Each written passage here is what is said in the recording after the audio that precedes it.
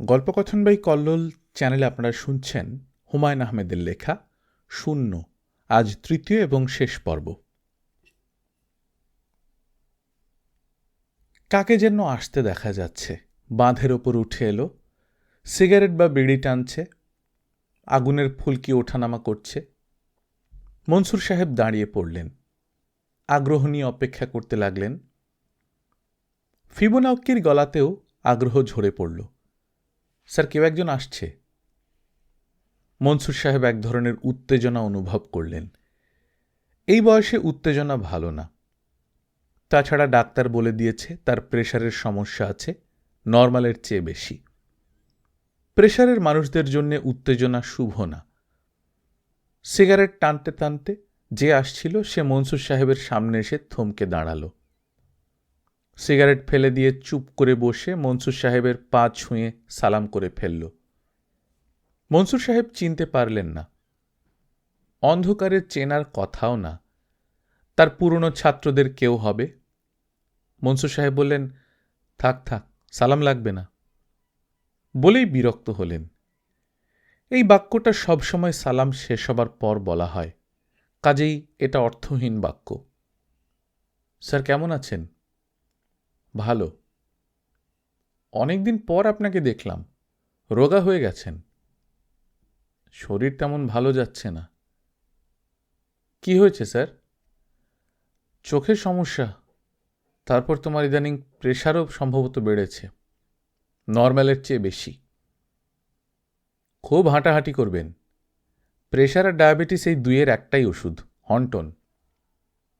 Fibonacci হঠাৎ কথা বলল, ভাই, আপনার সঙ্গে আমার পরিচয় হয়নি। আমার নাম ফিবোনাক্কি। কি নাক্কি? ফিবোনাক্কি, একটু অদ্ভুত নাম। আপনি কে? আমিও আপনার মতোই আপনার স্যারের ছাত্র। ও। ফিবোনাক্কি হাসতে হাসতে বলল, ছাত্রে ছাত্রে ধুল পরিমাণ। ছাত্রে ছাত্রে ধুল পরিমাণ মানে কি? কথার কথা বললাম, সব কথাকে গুরুত্ব দিতে নেই। ভাই, আপনি এখন চলে যান, আমরা হাঁটা শুরু করি। স্যারের সঙ্গে খুব জরুরি কিছু কথা আছে। আপনার নামটা কি বললেন যেন? ফিবোনাক্কি। আপনি কি বাঙালি? এই মুহূর্তে 100% বাঙালি। জীবনানন্দ দাশের কবিতার লাইনও জানি, শুনবেন? চীনা। শুনুন না, ভালো লাগবে। চীনা কবিতা শুনব না। তাহলে আর আপনি আর আপনার স্যারকে আটকে রাখবেন না, ছেড়ে দিন। ওনার সঙ্গে আমার ভয়াবহ ধরনের জরুরি কিছু কথা আছে। মনসুর সাহেব নিঃশব্দে হাঁটছেন। ফিবোনাক্কি হাঁটছে তার পাশে পাশে। ফিবোনাক্কি বলল, স্যার, আপনার পরীক্ষার ফলাফল তো মনে হয় পজিটিভ।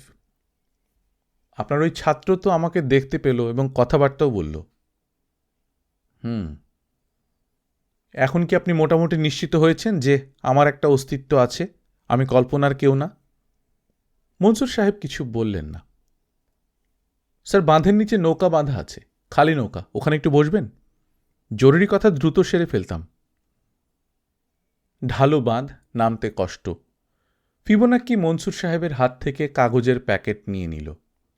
মনসুর সাহেবকে হাত ধরে সাবধানে নামাল। দুজনে চুপচাপ নৌকার গলুয়ে মুখোমুখি বসে আছে। প্রথমে কথা বললেন মনসুর সাহেব। বলো, কি বলবে? স্যার, আপনি খুব বড় একটা কাজ করছেন। কত বড় কাজ যে করছেন সে সম্পর্কে আপনার কোনো ধারণা নেই। আমি আপনাকে সাহায্য করতে এসেছি। কে তুমি? আমি এসেছি শূন্য জগৎ থেকে। মনসুর সাহেব দীর্ঘ নিঃশ্বাস ফেললেন। সবই কেমন জট পাকিয়ে যাচ্ছে। ফিবোনাক্কি বলল, আমার জগৎটাকে আমি ব্যাখ্যা করব? করতে পারো। আপনার ভেতর কোনো আগ্রহ দেখছি না। আপনি যদি কোনো আগ্রহ না দেখান তাহলে আমি কথা বলে আরাম পাব না। আগ্রহ বোধ করছি না বলেই তুমি আগ্রহ দেখছো না। আগ্রহ না দেখালেন। কি বলছি মন দিয়ে শুনুন। শুনছি। স্যার, এই পৃথিবীর বস্তু জগৎ হচ্ছে ত্রিমাত্রিক। পৃথিবীর বস্তু জগতের প্রতিটি বস্তুর আছে 3টি মাত্রা, দৈর্ঘ্য, প্রস্থ ও উচ্চতা, ঠিক না স্যার? হ্যাঁ। আইনস্টাইনের থিওরি অফ রিলেটিভিটি থেকে সময় নিয়ে এসে সময়কে একটা মাত্রা ধরে পৃথিবীর বস্তু জগৎকে কেউ 4 মাত্রার জগৎও বলেন। তবে আমাদের বোঝার জন্যে পৃথিবীর জগৎটাকে 3 মাত্রার জগৎ বলা চলে। ঠিক আছে? 3 মাত্রার জগতের মতো 2 মাত্রার জগৎও হতে পারে, পারে না স্যার? যে জগতে শুধু দৈর্ঘ্য আর প্রস্থ আছে, উচ্চতা বলে কিছু নেই। থিওরিটিক্যালি থাকতে পারে। 2 মাত্রার জগতের মতো 1 মাত্রার জগৎও থাকতে পারে, যে জগতের সব বস্তুর শুধু দৈর্ঘ্য আছে আর কিছু নেই। থাকতে পারে না স্যার? এখন তাহলে সবচেয়ে গুরুত্বপূর্ণ প্রশ্নে আসুন। 0 মাত্রার জগৎও তো থাকতে পারে, যে জগতে কোনো মাত্রা নেই। মাত্রা নেই বলে মাত্রার বন্ধনও নেই। 0 মাত্রার জগৎ এবং অসীম মাত্রার জগৎ কি একই নয়? মনসুর সাহেব তাকিয়ে আছেন। ফিবোনাক্কি বলল, 0 এবং অসীম এই দুটি সংখ্যার ধর্ম একরকম। যে কোনো সংখ্যাকে 0 দিয়ে গুণ করলে উত্তর হয় 0, আবার যে কোনো সংখ্যাকে অসীম দিয়ে গুণ করলে উত্তর হয় অসীম। এখন স্যার আপনি বলুন, 0কে অসীম দিয়ে গুণ করলে কি হবে? মনসুর সাহেব ছোট্ট নিঃশ্বাস ফেললেন। ফিবোনাক্কি বলল, আমি আপনাকে সাহায্য করতে এসেছি। আপনার সমাধান মানবজাতির জন্য বিরাট ব্যাপার হবে। এই সমাধানের জন্যে মানুষ শূন্যের প্রবেশ। মনসুর সাহেব তার কথা থামিয়ে মেঘস্বরে ধমকে উঠলেন, স্টপ! ফিবোনাক্কি থতমত খেয়ে চুপ করে গেল। তুমি কোনো কথা বলবে না। তোমার কোনো অস্তিত্ব নেই।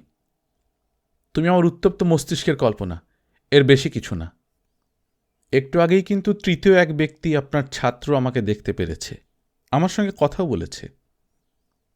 আমার ওই ছাত্র আমার মনের কল্পনা। তুমি যেমন আমার কল্পনা থেকে এসেছো, সেও এসেছে।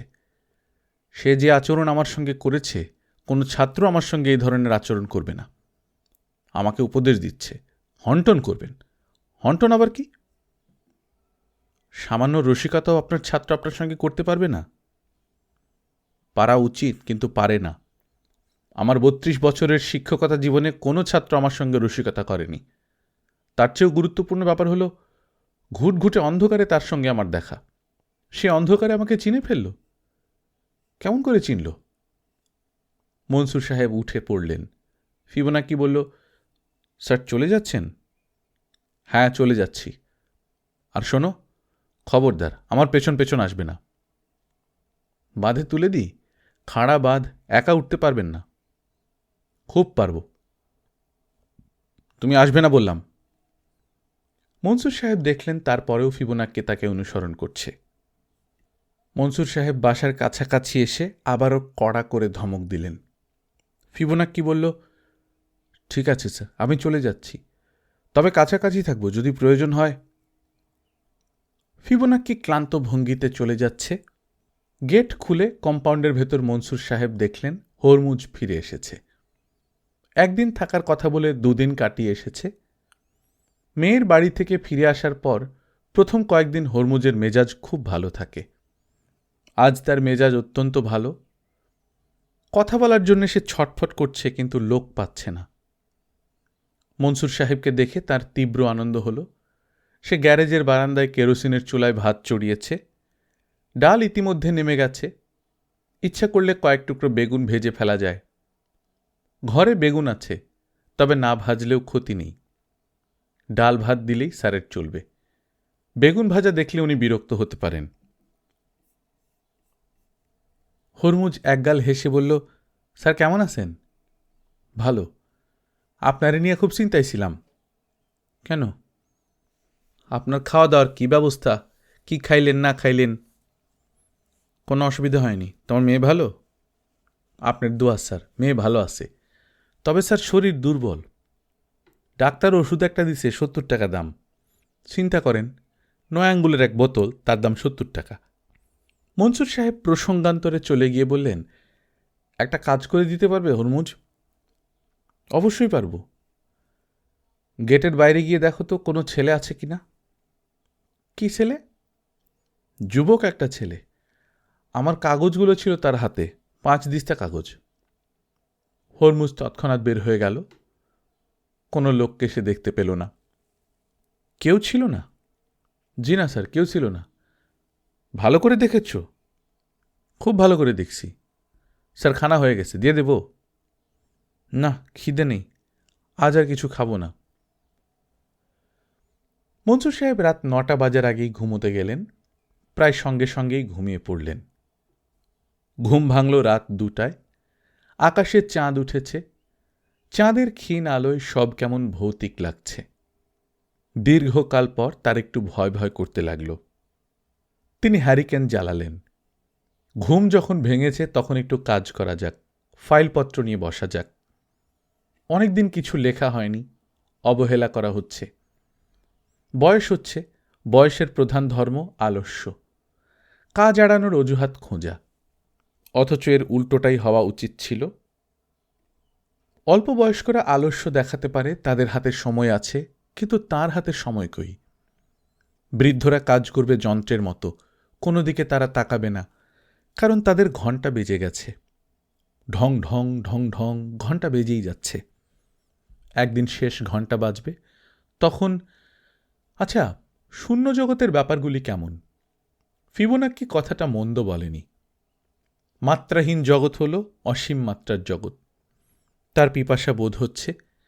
লেবুর শরবত খেয়ে ঘুমোতে যাননি, পিপাসা হবারই কথা। চিনি, লেবু কিছুই কেনা হয়নি। আজও ছোট বাজারে গিয়ে শুধু কাগজ কিনে ফিরেছেন। তার একজন অ্যাসিস্ট্যান্ট থাকলে মন্দ হতো না।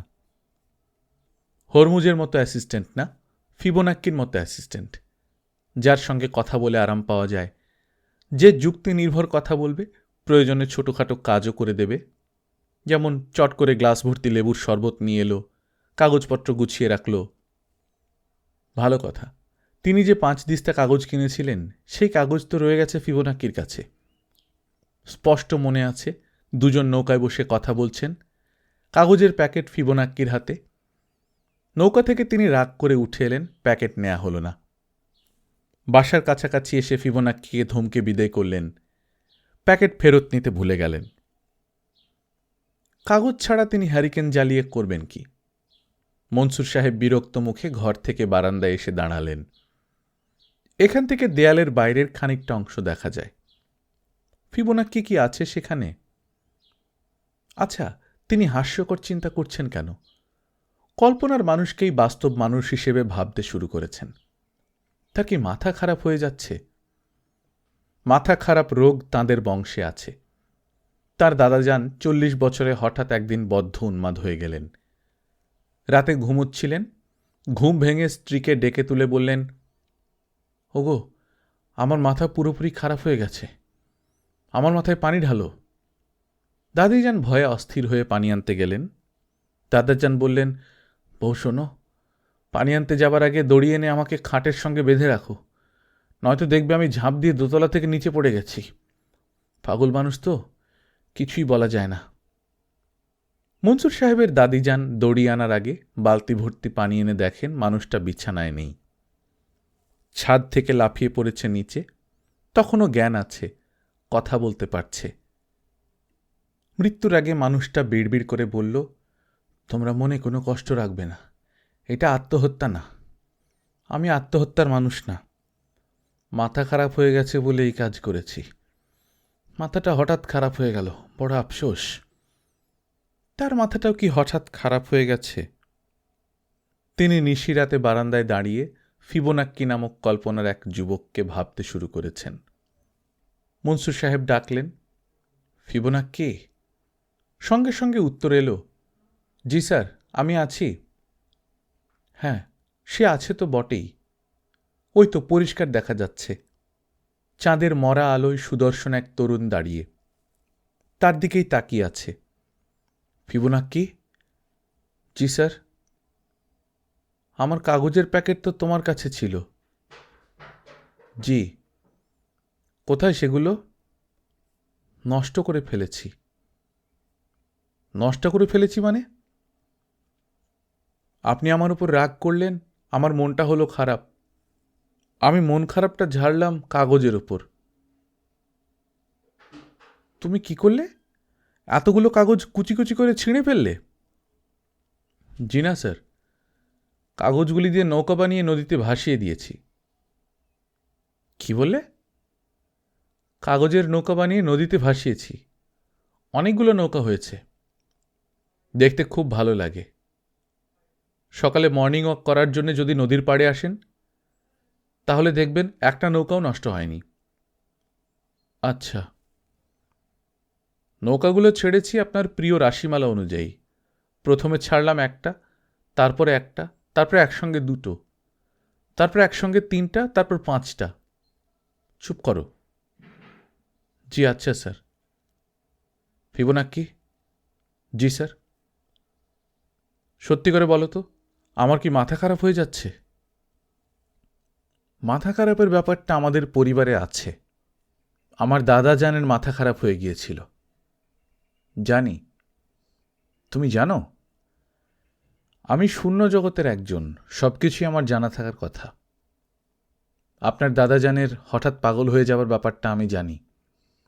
একদিন তিনি ছাদে পাটি পেতে ঘুমোচ্ছিলেন, হঠাৎ তার স্ত্রীকে ডেকে বললেন, ওগো ওঠো, আমার মাথা পুরোপুরি খারাপ হয়ে গেছে। মনসুর সাহেব ফিবোনাক্কিকে থামিয়ে দিয়ে বললেন, তুমি এসব জানো কারণ তুমি এসেছ আমার কল্পনা থেকে। সঙ্গত কারণেই আমি যা জানি তুমি তাই জানবে। আপনার দাদা যেন আপনার মতো অঙ্ক করতে ভালোবাসতেন, তাই না স্যার? তার ট্রাঙ্ক ভর্তি ছিল গুটি গুটি হাতে লেখা কাগজ। হ্যাঁ। সেই সব কি আপনি দেখেছিলেন? দেখেছি। বেশিরভাগই উই পোকায় কেটে ফেলেছিল। অল্প যা রক্ষা পেয়েছিল তা আপনি আপনার ফাইলে যত্ন করে রেখেছেন। আমি রাখিনি, আমার বাবা রেখেছিলেন। বাবার কাছ থেকেই আমি পেয়েছি। আপনার বাবাও তো স্যার অঙ্কের ছাত্র ছিলেন। হ্যাঁ, কলকাতা প্রেসিডেন্সি কলেজ থেকে অঙ্কে MA ডিগ্রি নেন, গোল্ড মেডেল পেয়েছিলেন। আপনারা তাহলে 3 পুরুষের গণিতজ্ঞ? অঙ্কে তো আপনারও MA ডিগ্রি আছে। আপনি নিজেও তো কালীনারায়ণ স্কলার। হ্যাঁ। ইউনিভার্সিটি বা কলেজে ইচ্ছে করলেই আপনি ভালো চাকরি পেতে পারতেন, তা না করে স্কুলে কেন চাকরি নিলেন? চট করে পেয়ে গেলাম, ঝামেলা কম, নিরিবিলি। আপনার বাবাও ঝামেলা পছন্দ করতেন না, নিরিবিলি কাজ করতে চাইতেন। তিনিও তো অতি অল্প বয়সে মারা গেছেন। তার মৃত্যু কি স্বাভাবিক মৃত্যু না অস্বাভাবিক মৃত্যু? মনসুর সাহেব জবাব দিলেন না। তার কপালে ঘাম জমছে, শরীর কাঁপছে। ফিবোনাক্কি বলল, স্যার, একটা জটিল রাশিমালার সমাধান আপনারা 3 পুরুষ ধরে চেষ্টা করছেন। চতুর্থ পুরুষ বলে আপনাদের কিছু নেই। কিছু করার হলে আপনাকেই করতে হবে। যদি কিছু করতে না পারেন তাহলে আপনাতেই সব শেষ। স্যার, আমি আপনাকে সাহায্য করতে এসেছি। তুমি কেউ না, তুমি আমার অবচেতন মনের কল্পনা। যদি কল্পনা হয়েও থাকি তাতেও তো ক্ষতি নেই, কাজ হওয়া নিয়ে কথা। তুমি কিভাবে সাহায্য করতে চাও? আপনি অনেক রাশিমালা নিয়ে কাজ করছেন। একটি রাশিমালা আছে যার যোগফল 0। অনেকগুলি রাশিমালার যোগফলই 0। ফিবোনাক্কি রাশিমালার একটি আছে যার ফলাফল 0। মনে পড়ছে না। খুঁজে বের করুন। কিছুক্ষণ চুপ করে থেকে মনসুর সাহেব বললেন, তোমাদের শূন্য জগৎটা কেমন? অন্যরকম। সেই জগতে সবই শূন্য। সেখানে আনন্দ, দুঃখ, বেদনা কিছুই নেই। আনন্দ, দুঃখ, বেদনা কিছুই নেই? তাহলে শূন্য জগৎ তো ভয়াবহ। স্যার, আপনি ভুলে যাচ্ছেন, শূন্যের সঙ্গে অসীম সম্পর্কিত। আনন্দ, দুঃখ, বেদনা যেমন শূন্য তেমন একই সঙ্গে অসীম। আপনি রহস্যের খুব কাছাকাছি আছেন, খুব কাছাকাছি। আপনি নিজেও তা জানেন, জানেন না? হ্যাঁ, জানি। স্যার, আপনি খুব কঠিন সময়ের ভেতর দিয়ে যাচ্ছেন। রহস্যের খুব কাছাকাছি এসে মানুষ ভেঙে পড়ে। আপনার দাদাজান ভেঙে পড়েছিলেন। আপনার বাবার ক্ষেত্রেও একই ব্যাপার ঘটেছে। মনসুর সাহেবের শীত করতে লাগল। চৈত্র মাসের রাতে এরকম শীত লাগার কথা নয়। স্যার, আমি এসেছি আপনাকে সাহস এবং শক্তি যোগানোর জন্যে। তুমি আমার অবচেতন মনের ছায়া। তাতে কোনো ক্ষতি নেই। আপনি কাজ শুরু করুন, যেভাবে বলছি সেইভাবে। Thank you.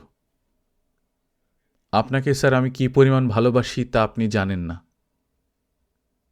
তুমি তো ভালোবাসবেই, তুমি আমারই অংশ। সবসময় মানুষের নিজের অংশই যে মানুষকে ভালোবাসে তা তো নয়। কিছু কিছু মানুষ আছে যারা নিজেদের প্রতি তীব্র ঘৃণা পোষণ করে বেঁচে থাকে। তোমাকে ধন্যবাদ। আচ্ছা শোনো, আমি কি স্বপ্ন দেখছি? আমি যে জগতে বাস করি সে জগতে স্বপ্ন ও বাস্তবের কোনো সীমারেখা নেই। স্বপ্ন যা, বাস্তবও তাই। ফিবোনাক্কি? জি স্যার। তুমি কি চা বানাতে পারো? কেন বলুন তো? তাহলে চা বানাতে বলতাম, চা খেয়ে অঙ্ক শুরু করতাম। ফিবোনাক্কি হেসে ফেলল। হাসছ কেন? এমনি হাসছি স্যার। আপনি চা খেতে পারবেন না, ঘরের চিনি নেই। চিনি ছাড়া চা আপনি খেতে পারেন না। তাছাড়া রাত প্রায় শেষ হতে চলল, কিছুটা হলেও বিশ্রাম আপনার দরকার। শুয়ে পড়তে বলছ? হ্যাঁ। একটা কথা ফিবোনাক্কি, শূন্য জগতে মানুষের আয়ু কি? সে জগতে মানুষ কতদিন বাঁচে? সেই জগতে মানুষের আয়ু একই সঙ্গে শূন্য এবং একই সঙ্গে অসীম। বুঝতে পারছি না। সেটা হচ্ছে অস্তিত্ব আর অস্তিত্বহীনতার জগৎ। বুঝতে পারছি না। স্যার আপনি বিশ্রাম করুন, ঘুমোতে যান। আমার ঘুমোতে ভয় লাগছে। কেন? হঠাৎ হয়তো ঘুম ভেঙে আমার দাদা জানের মতো। উনার সমস্যা আপনার হবে না। কেন? উনার পাশে সেই দুঃসময়ে কেউ ছিল না। আমি আছি আপনার পাশে। তুমি কি সত্যি সত্যি আমার কল্পনা, নাকি তুমি শূন্যের জগৎ থেকে উড়ে এসেছ? আমি আপনার কল্পনা, কিন্তু আমার বাস শূন্য জগতে। কিছুই বুঝতে পারছি না। বুঝতে পারবেন, খুব শিগগির বুঝতে পারবেন। আপনার কাজ শেষ করুন। কাগজ তো নেই, কিভাবে কাজ শেষ করব? মনসুর সাহেব ঘরে ফিরে এলেন, হ্যারিকেন নিভিয়ে বিছানায় গেলেন। ভয়াবহ ক্লান্তি তাকে আচ্ছন্ন করে ফেলছে। আকাশে মরা চাঁদ, সেই আলো এসে পড়েছে তার বিছানার এক অংশে। শূন্য জগতে কি চন্দ্রলোক আছে? সেই জগতে কি জ্যোৎস্নার ফুল ফোটে, পাখি গান গায়? Everything was once created from nothing. শূন্য থেকে সব সৃষ্টি হয়েছে, শূন্যেই ফিরে যাবে। মনসুর সাহেবের মাথায় যন্ত্রণা হচ্ছে, ভোঁতা ধরনের যন্ত্রণা। মানুষের প্রধান অংশ তার চেতনা। এই চেতনাকে ধারণ করছে শরীর। শরীরকে বাদ দিয়ে চেতনার যে অস্তিত্ব, সেই অস্তিত্বের জগৎই কি শূন্যের জগৎ, নাকি এর বাইরেও কিছু? খাটের নিচে ইঁদুর খচখচ করছে। এই অতি ক্ষুদ্র প্রাণীর চেতনা কি আদি চেতনারই অংশ? বিরাট এক রাশিমালা, যে রাশিমালার যোগফল শূন্য। শরীরে এত ক্লান্তি, অথচ ঘুম আসছে না। ঘুম আনতে হলে কি করতে হয়? মেষ গুনতে হয়। মনসুর সাহেব মেষের বিশাল পাল কল্পনা করতে লাগলেন। একটি মেষ আসছে, আবার একটি, এখন একটির সঙ্গে আসছে দুটি, এইবার তিনটি। মেষপাল আসছে ফিবোনাক্কি রাশিমালায়। 1, 1, 2, 3, 5, 8, 13। আচ্ছা, এখন এই মেষের পালে কয়েকটা নেকড়ে ঢুকিয়ে দেয়া যাক। নেকড়েগুলি মেষ খেতে শুরু করবে। ব্যাপারটা এমনভাবে ঘটবে যে মেষ এবং নেকড়ের সংখ্যা শুরুতে সমান থাকলেও সময়ের সঙ্গে কমতে শুরু করবে। নেকড়ে যেমন মেষ মারবে, তেমনি মেষরা নেকড়ে মারবে। কাজেই নেকড়ের জন্য একটা রাশিমালা প্রয়োজন। মনসুর সাহেব উঠে বসলেন। পাওয়া যাচ্ছে, কিছু একটা পাওয়া যাচ্ছে। কাগজ ঘরে নেই, কাগজের খুব প্রয়োজন ছিল। বদরুল চোখ বড় বড় করে বলল, আবার কাগজ? মনসুর সাহেব বললেন, হ্যাঁ। মনসুর সাহেবের চোখ লাল, চুল উস্কু খুস্কু, গায়ে জ্বর আছে। আজ তিনি ক্লাসেও যাননি। কাগজ কতগুলো দেব? 5 দিস্তা? না, 10 দিস্তা। গতকালই তো স্যার 5 দিস্তা কাগজ নিয়ে গেছেন। শেষ হয়ে গেছে? হ্যাঁ। এক রাতে অঙ্ক করে ভরিয়ে ফেলেছেন? না, অন্য কাজে। বদরুল কৌতূহল চাপতে পারল না। আগ্রহ নিয়ে বলল, 5 দিস্তা কাগজ কি করেছেন? নৌকা বানালাম। নৌকা বানালেন? কাগজের নৌকা? হ্যাঁ। সেই নৌকা দিয়ে কি করলেন স্যার? মনসুর সাহেব অস্বস্তির সঙ্গে বললেন, নদীতে ভাসিয়ে দিয়েছি। বদরুলের মুখ হাঁ হয়ে গেল। সে গলার বিস্ময় চাপা দেওয়ার প্রাণপণ চেষ্টা করতে করতে বলল, মগরা নদীতে সব কাগজের নৌকা ভাসিয়ে দিয়েছেন? খুব ভালো করেছেন। পোলাপানরা কাগজের নৌকা ভাসাবে, আমরা ভাসাবো না, তা তো হয় না। বসেন স্যার, চা খান। না, চা খাবো না, শরীর ভালো না। চা না খেলেও একটু বসুন। আপনার মতো জ্ঞানী লোকের পাশে কিছুক্ষণ থাকলেও গায়ে জ্ঞানের বাতাস লাগবে। প্লিজ স্যার, বসুন। মনসুর সাহেব কথা বাড়ালেন না, বসলেন। আপনি হলেন স্যার জ্ঞান সমুদ্র। ছোটখাটো জ্ঞানী প্রায়ই দেখা যায়। জ্ঞান চৌবাচ্চা, জ্ঞান ডোবা, জ্ঞান পুকুর, কিন্তু জ্ঞান সমুদ্র দেখা যায় না। আপনি যে এসে বসে থাকেন, এত ভালো লাগে। মনসুর সাহেব এক দৃষ্টিতে তাকিয়ে আছেন। ছেলেটা ভালো রসিকতা করছে। সে সবার সঙ্গেই রসিকতা করে, না শুধু তার সঙ্গেই করছে? বদরুল চোখ বড় বড় করে বলল, আমি স্যার একটা কাজ করব। আপনার কিছু পায়ের ধুলা ডানোটা একটা টিনে ভরে রাখব। জীবনের একটা সঞ্চয় হয়ে থাকবে।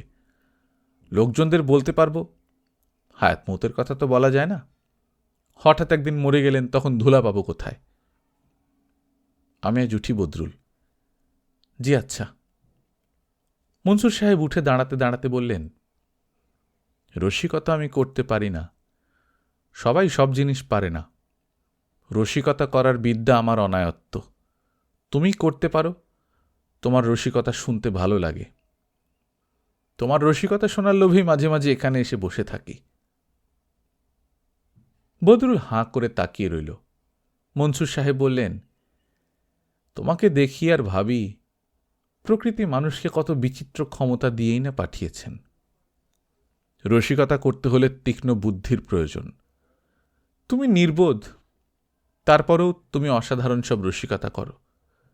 তোমাকে এই ক্ষমতা দিয়ে প্রকৃতির চোখে আঙুল দিয়ে আমাদের একটা জিনিস বুঝিয়ে দেন, তা হচ্ছে আমাকে দেখো, দেখো কি করতে পারি।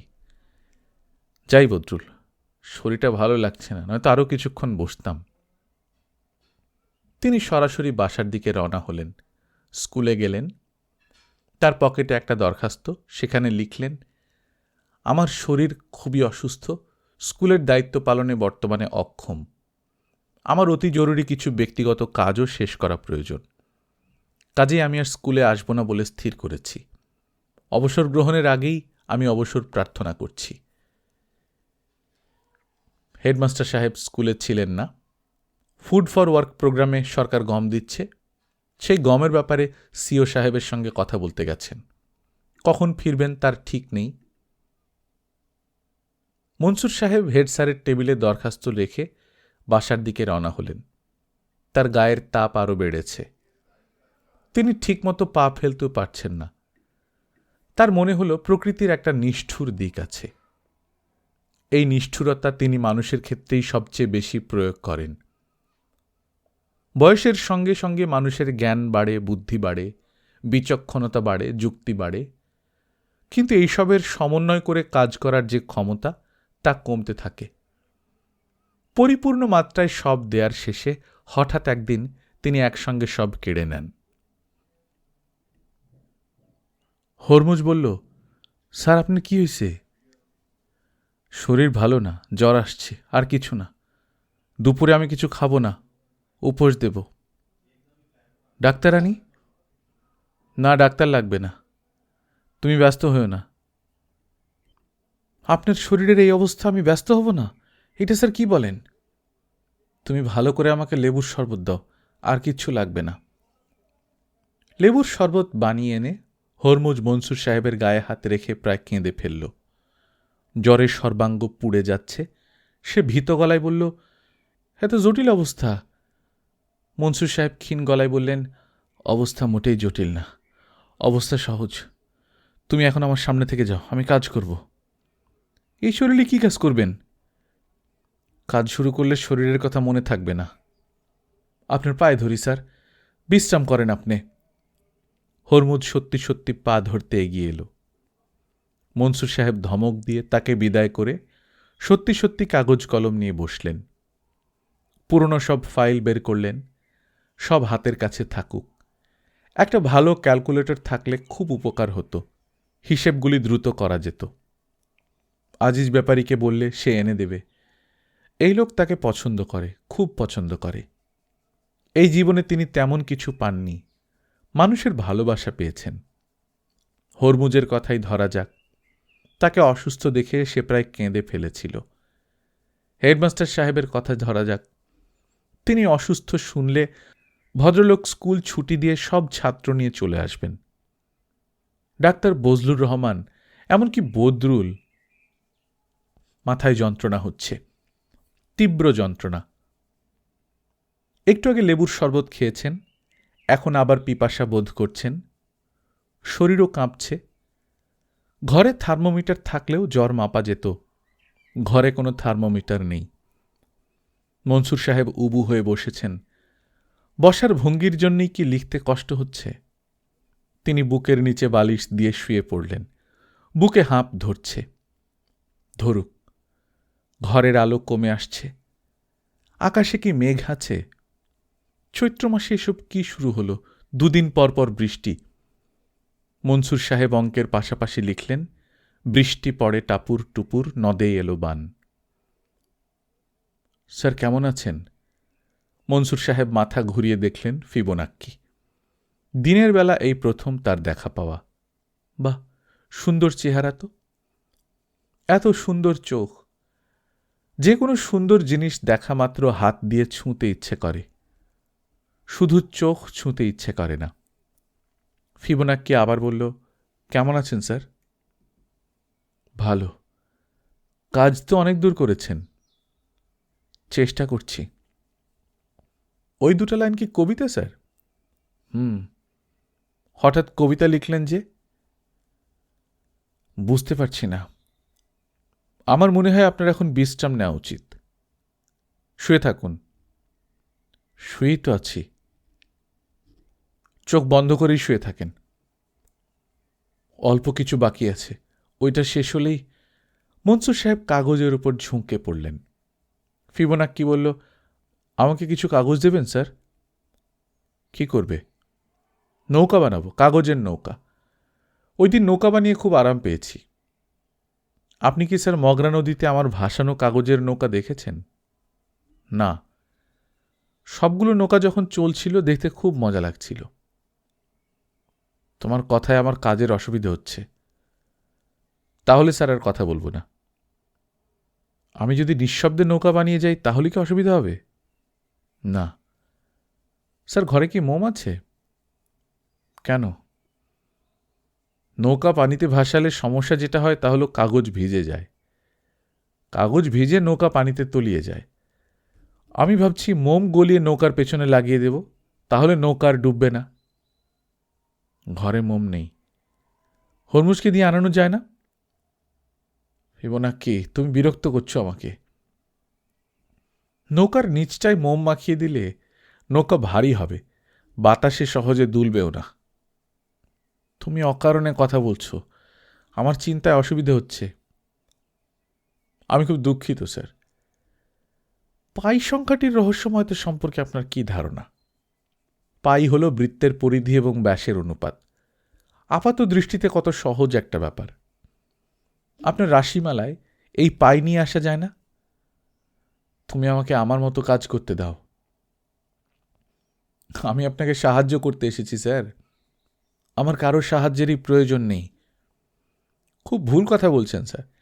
একা একা আগানো যায় না, আগাতে হলে সাহায্য লাগে। সবার লাগে না। গণিতজ্ঞ এবেলিয়ানের লাগেনি, রামানুজনের লাগেনি, আমার দাদাজানের লাগেনি। আপনার দাদাজান কি এদের সঙ্গে তুলনা করাটা কি ঠিক হচ্ছে? হ্যাঁ, ঠিক হচ্ছে। তিনি মহান গণিতজ্ঞ ছিলেন, তার প্রতিভা বাইরের কেউ জানতে পারেনি। ফিবোনাক্কি হাসছে, শব্দ করে হাসছে। মনসুর সাহেব বললেন, হাসছ কেন? হাসছি কারণ গণিতজ্ঞরা দুর্ভাগা। বেশিরভাগ গণিতজ্ঞের প্রতিভা অজ্ঞাত থেকে গেছে।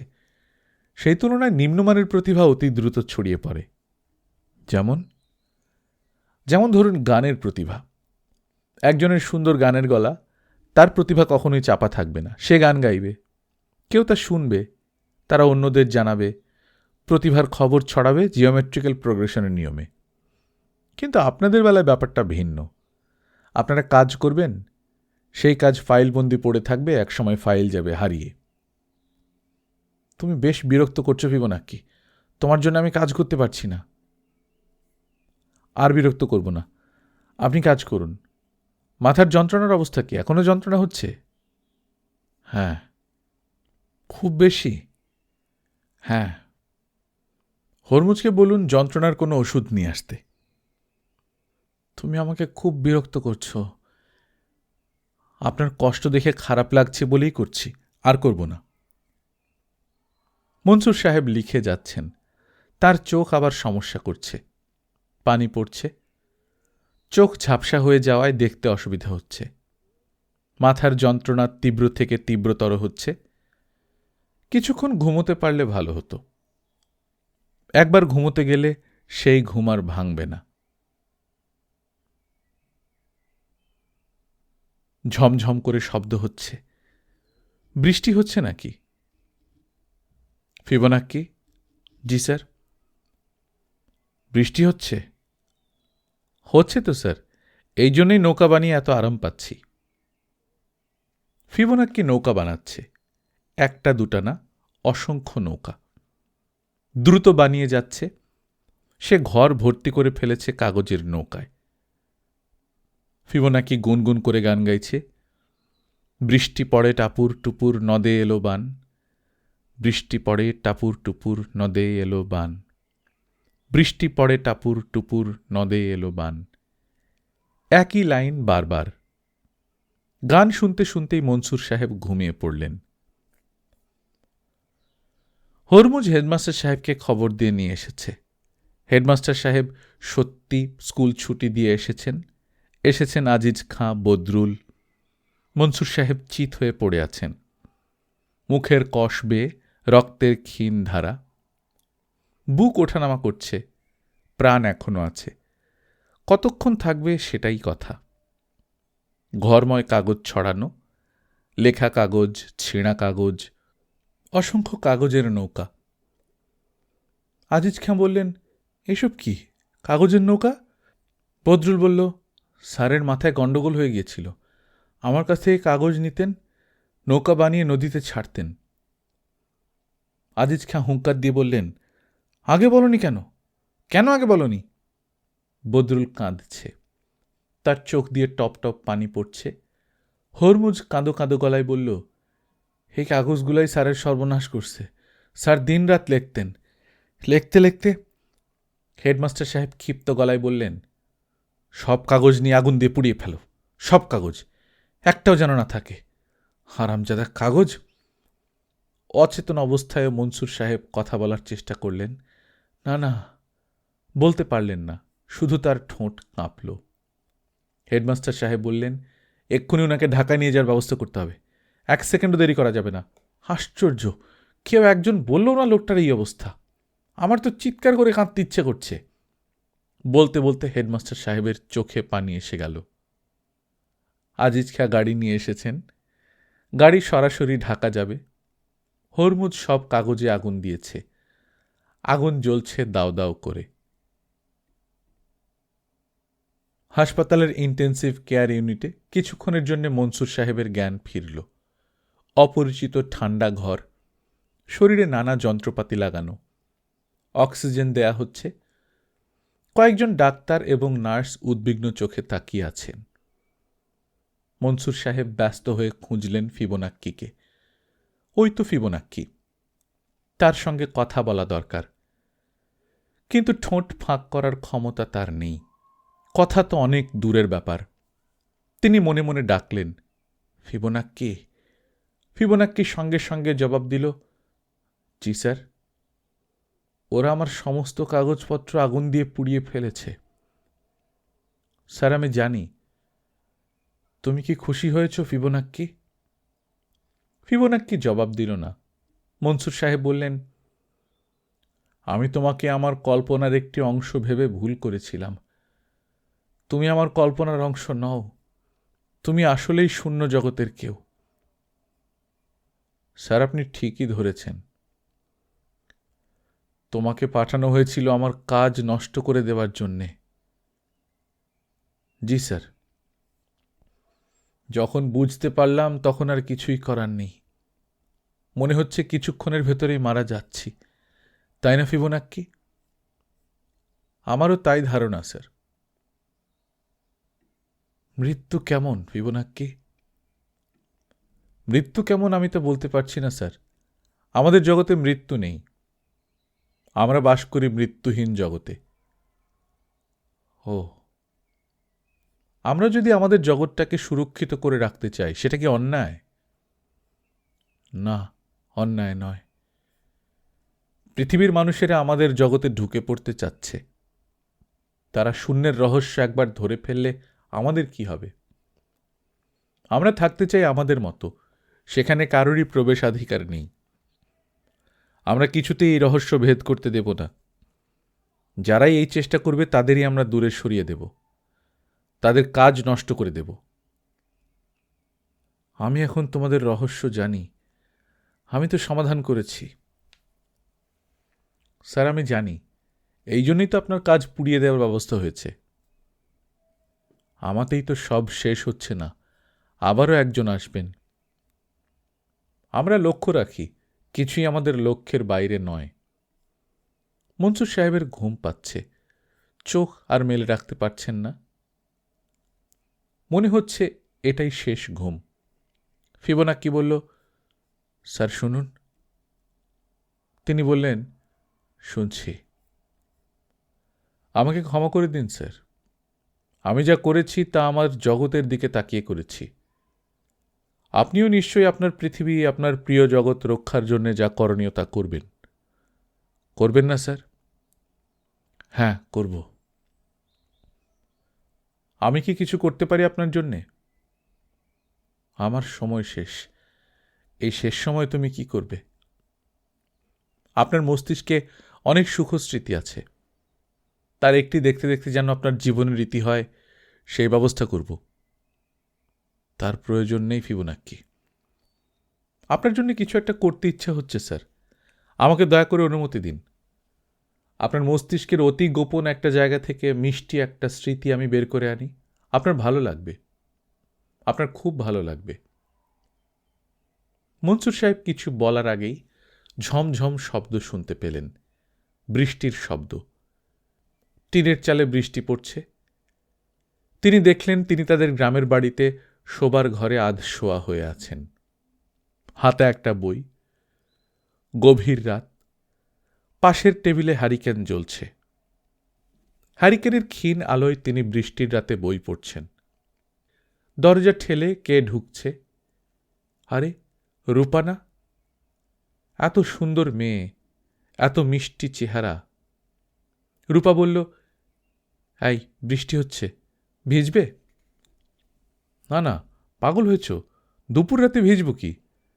তোমার কিসব পাগলামি। রূপা মন খারাপ করে বসে আছে, তার চোখ ভিজে উঠেছে। ফিবোনাক্কি এই স্মৃতি তাকে কেন দেখালো? এই স্মৃতি তার জীবনের দুঃখময় স্মৃতির একটি। তিনি সে রাতে স্ত্রীর সঙ্গে বৃষ্টিতে ভিজতে যাননি। এইসব ছেলে মানুষই তার চরিত্রে ছিল না।